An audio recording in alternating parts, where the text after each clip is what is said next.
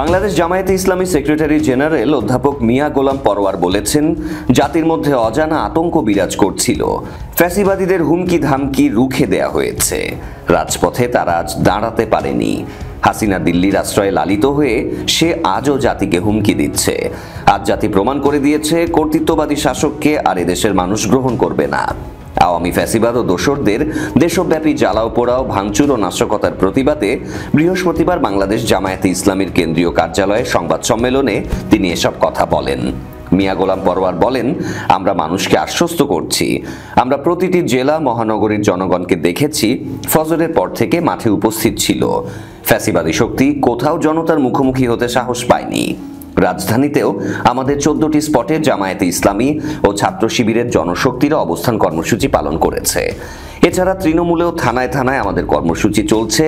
এদিন বিকেলে প্রধান উপদেষ্টার ভাষণের ওপর তাৎক্ষণিক প্রতিক্রিয়ায় জামায়াতের সেক্রেটারি জেনারেল অধ্যাপক মিয়া গোলাম পরোয়ার বলেন, জনগণের দাবি ও অভিপ্রায় উপেক্ষা করে প্রধান উপদেষ্টা একই দিনে নির্বাচন ও গণভোটের নির্দেশ দিয়েছেন। এতে জনগণের আকাঙ্ক্ষা পূরণ হয়নি।